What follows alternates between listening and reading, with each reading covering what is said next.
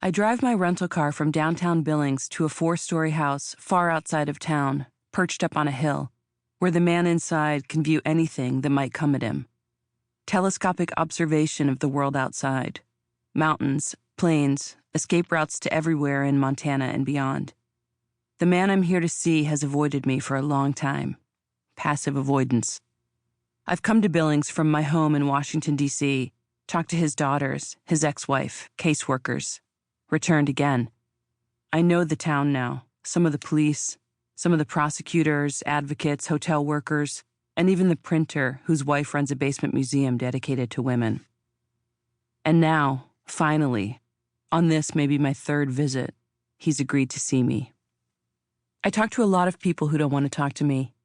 People who've murdered their families, people who've nearly been murdered, people who've arrested those murderers, people who've grown up with people who nearly murdered them. Men like Paul Monson are always reluctant to talk, reluctant to voice the magnitude of what they've lost, because what they've lost skirts the very limit of their imaginations.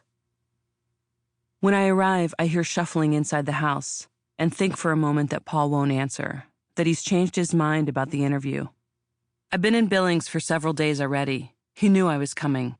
His ex-wife, Sally Shawstad, has spent many hours with me, but could not get him to agree to meet me the first time she asked, or the second, or the third. I'm surprised, frankly, that he agreed at all. The windowless front door is gray and full of dents.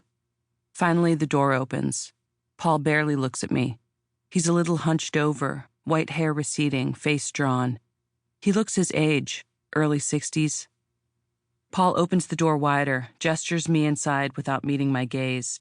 He wears a blue shirt, buttoned up, jeans. Looks like he's clenching his jaw.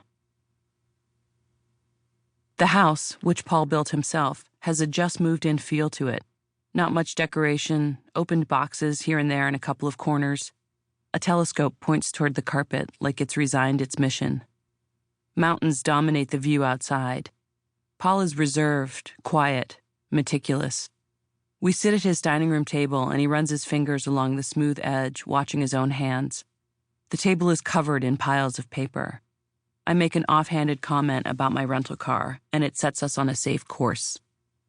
My father taught me about cars, how to change oil and tires, instructions on measuring fluids and swapping air filters, the mechanics of a piston. Basic stuff, but it's enough. Paul is an electrical design technician, an engineer type, and so cars are a comfortable topic for him. The familiarity of the machine, an equation that adds up. Wires atop plugs create a spark, which fires an engine. They're predictable, fixable. Something goes wrong, it's a mystery that can be solved. I let him talk. He tells me he bought all of his daughters their first cars. Alyssa's was a Honda Civic, Michelle's a white Subaru. He says Melanie is kind of a car eater, so he's bought her several. He knows we're not yet talking of the thing I came to talk about, and I can feel the tension in the room, palpable as humidity. Rocky was into cars too. Paul remembers Rocky's first car, a little green thing, an Opel, he thinks. Rocky was his son-in-law, married to his middle daughter, Michelle. The first memory I have of him is pulling up to my curb, Paul says, to come and see Michelle. The car first, then the man. Later, Paul would get the impression Rocky spent half his time working on a Mustang. He had one he was building and the other one was a parts car, Paul says. That was his interest, and it looked to me that he spent a lot of time in the garage by himself. Paul says he and Rocky never really bonded like a typical father and son-in-law. For nearly a decade, Michelle and Rocky were together, but Paul can only remember having one conversation with Rocky about that Mustang. Rocky had once asked Paul's advice on paint color. White's the way to go if you don't really know what you're doing, Paul tells me. The most forgiving of colors. You can screw up with white and the result will still be decent.